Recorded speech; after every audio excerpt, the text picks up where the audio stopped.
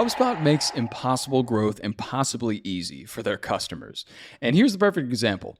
Morehouse College needed to reach new students with fresh, engaging content. But with a massive 900-page website, even the tiniest updates took 30 minutes to publish. Breeze, HubSpot's collection of AI tools, helped them write and optimize their content in a fraction of the time. The results?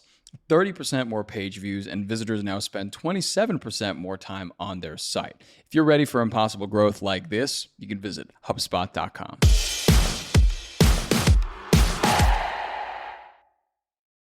Good morning, everybody. Today's Wednesday, July 23rd. I'm Jon Weigell, and this is the Hustle Daily Show.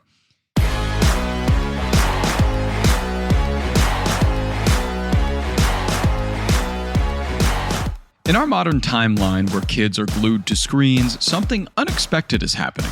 Children's magazines are making a comeback with new publications like Kazoo and Anyway thriving on subscription models and no ad revenue.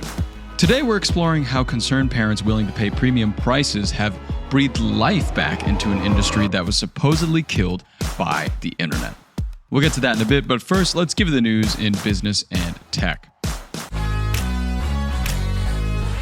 Starting off with tech, OpenAI told Axios that ChatGPT users around the globe are submitting over 2.5 billion prompts every day.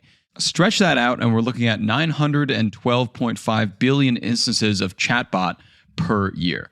That's a lot. Next, the Tesla Diner and Drive-In opened in Los Angeles' Hollywood neighborhood on Monday at, naturally, 4:20 p.m. It offers charging stations for EVs, diner fare like hamburgers and hot dogs, 2 movie screens, and branded merch. Elon Musk said that if this retro-futuristic diner goes well, Tesla will build more around the world.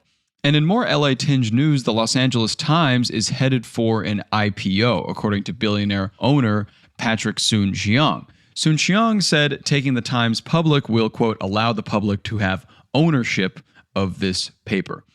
Now into the luxury sphere, luxury behemoth LVMH's private equity arm is sinking $800 million into private aviation company FlexJet, taking a 20% stake and aligning brands like Louis Vuitton, Tiffany, and Dom Perignon with private jets, which feels correct. Makes sense. And finally, the pandemic opened the door to remote work, and as recently as Q2 2023, only 5% of Fortune 100 employees were in office full-time, 78% were hybrid. The powers that be really slammed that door, though. More than half of those Fortune 100 employees have now fully returned to office, per real estate firm Jones Lang LaSalle, Inc. These days, only 41% of them are hybrid, and that's just for now.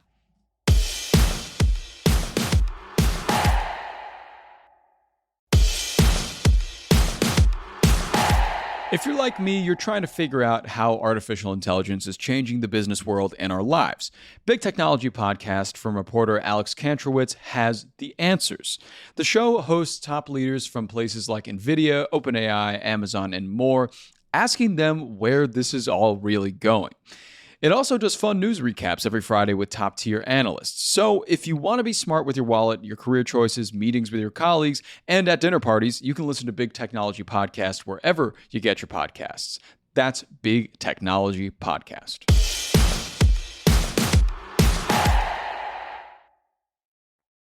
For more updates like that, you can subscribe to the show, and we'll have more for you tomorrow, the next day, and the next day. Come back for your headlines.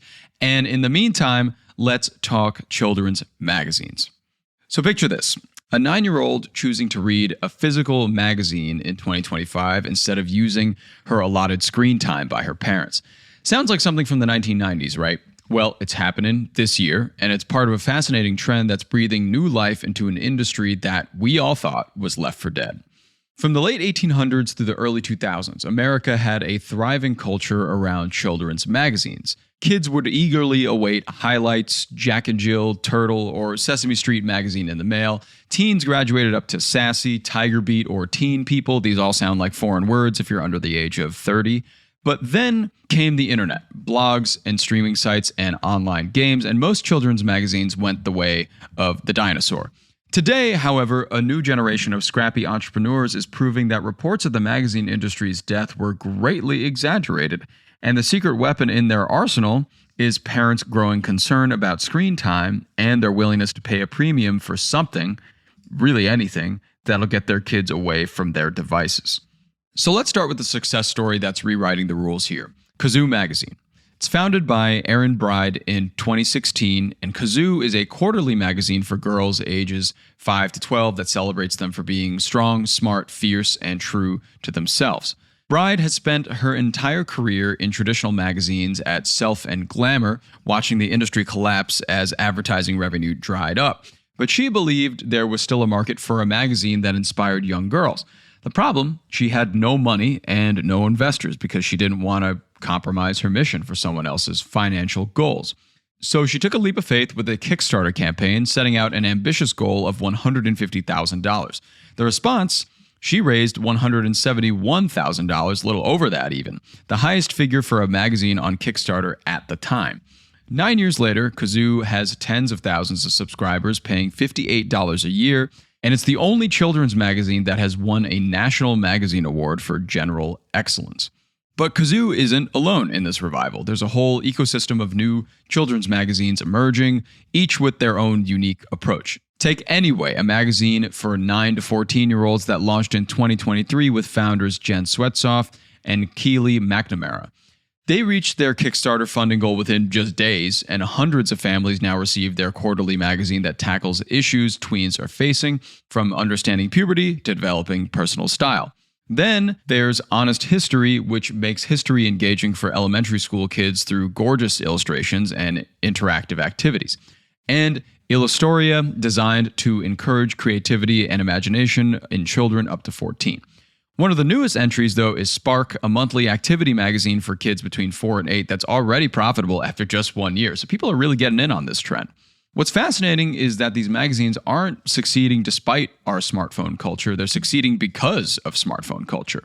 As parents become increasingly concerned about the impact of too much screen time on their children, they're willing to spend serious money, and I mean serious money, on print alternatives. Kind of helps that these are millennial parents and maybe they had those growing up too. The data backs up their concerns. A new meta-analysis of research suggests that children who spend significant time on screens are more likely to develop socio-emotional problems. Gen Z, the first generation to grow up with smartphones and social media, reports the poorest mental health of any generation, according to Gallup research. The business model from these new magazines is radically different from the old guard. Remember, traditional magazines relied heavily on ad revenue, but these new publications are almost entirely subscription-based and ad-free. The trade-off is that the founders work incredibly lean operations. Bride from Kazoo does most of the work herself, writing the stories, assigning fiction and comics, hiring illustrators, and even dealing with customer service issues like going back to the post office to send replacement issues that got lost in the mail. It's that meticulous. But here's the thing. Most of these magazines are profitable. Spark, founded by Katie and Cody Gibbs, was in the black after just 1 year, pricing subscriptions between $6.50 and $8.75 per month. They claimed that they didn't want it to be cost prohibitive, but they were grateful to be profitable so quickly. The economics here work because parents are willing to pay these premium prices, sometimes $12 to $15 per issue for the high-quality content.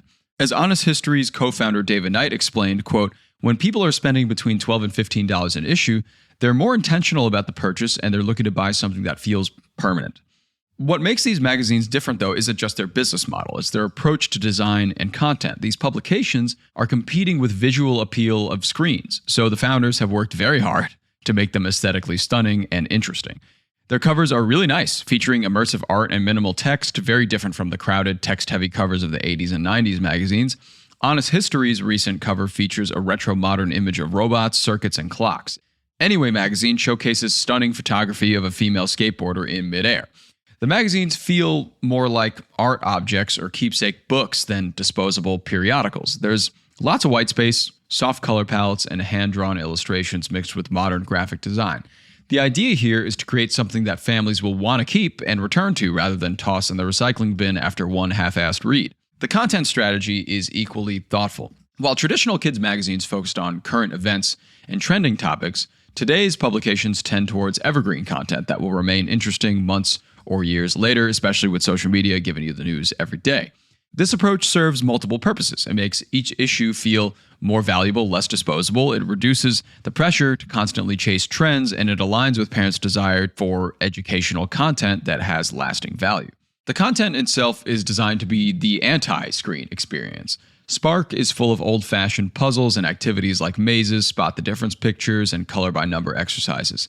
Anyway addresses mental health issues directly with sections about the importance of sleep and ideas for screen-free activities like cooking and flower arranging. Honest History focuses on making learning tactile and engaging, encouraging children to look carefully at pictures and illustrations. What's particularly interesting about this revival, though, is how it's being driven by a generation of parents who grew up with magazines themselves, of course. These aren't anti-technology Luddites, they're digitally savvy parents who understand both the benefits and the risks of smartphones. They're making intentional choices about what they want their children's media consumption to look like, and they're willing to pay premium prices, of course, for content that aligns with their values. This is creating a sustainable market for high-quality children's publications in a way that really wasn't possible during the peak internet disruption of the 2000s and the 2010s.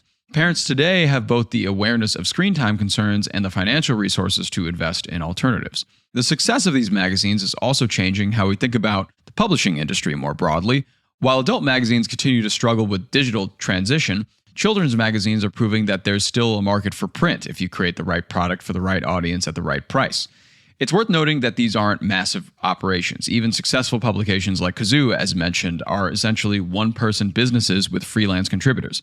But that lean model is actually an advantage. It allows for quick decision-making, authentic voice, and direct connection with the audience. There's also something magical about the magazine delivery experience that these publishers are tapping into. As one parent wrote about Kazoo, quote, "It feels really special to get a magazine delivered to your door and addressed to you." In an age of instant digital gratification, the anticipation of waiting for a quarterly magazine to arrive in the mail creates a different kind of excitement. It's a throwback to a slower, more deliberate kind of media consumption, harkening back to 2007 when everybody was actually watching weekly television. The magazines become events in family life, something to look forward to, something to share, something to discuss. It's a very different experience from the endless scroll of digital content. So what does this revival tell us about the broader media landscape? First, it shows that reports of print's death have been a bit exaggerated, at least in certain niches with engaged audiences willing to pay premium prices. Second, it demonstrates that parents' concerns about screen time are driving real purchase decisions and creating genuine market opportunities for entrepreneurs. And third, it suggests that there might be broader appetite for slower, more intentional media consumption, especially when it comes to children's content. So I guess the question is, will the kids that grow up with these magazines continue seeking out print publications as they get older? It's a bit early to tell, but the possibility is intriguing. The revival of children's magazines is ultimately a story about parents taking control of their children's media diet in an increasingly digital world. It's about small entrepreneurs finding sustainable niches in industries that were supposedly dead. And it's about enduring appeal of really pretty, thoughtful physical objects in an increasingly virtual world. Whether this trend will expand beyond children's magazines remains to be seen, but for now, these scrappy publishers are proving that with the right content, the right audience, and the right business model, even these dead industries can find new life.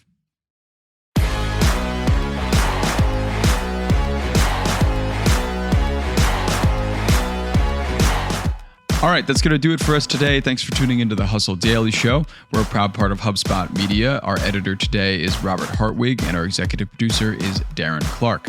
We've got a lot more tech and business coverage in our newsletter. If you're not subscribed, go sign up at thehustle.co/email and follow us on Instagram at The Hustle Daily. We'll see you tomorrow.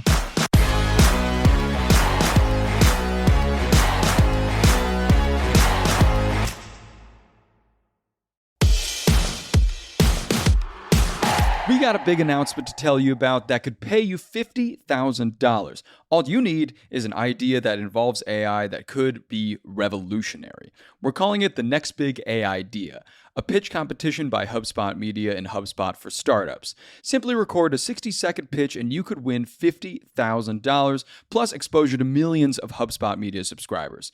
5 finalists will get flown out to San Francisco to pitch on stage live at Inbound 2025, and the winner gets that $50,000. That could be you.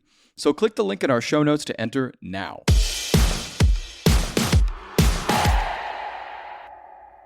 Okay, look. Side hustles fail when they consume all of your time. I mean, every single bit of it. The pros, though, work smarter with AI doing all the heavy lifting. To help you out, we just dropped the Side Hustle Accelerator database. You can search your exact problem for your side hustle, grab the perfect prompt, and get results. If you're struggling with marketing, content, and customer service, it's all solved in just seconds. This isn't just another tool, guys. It's your unfair advantage in a spreadsheet. So stop asking AI the wrong questions and start scaling with what actually works. You can get it for free in the link in our show notes. And you can stop right now, actually. Why don't you take a look down at those show notes and tap the link? You don't want to sleep on this.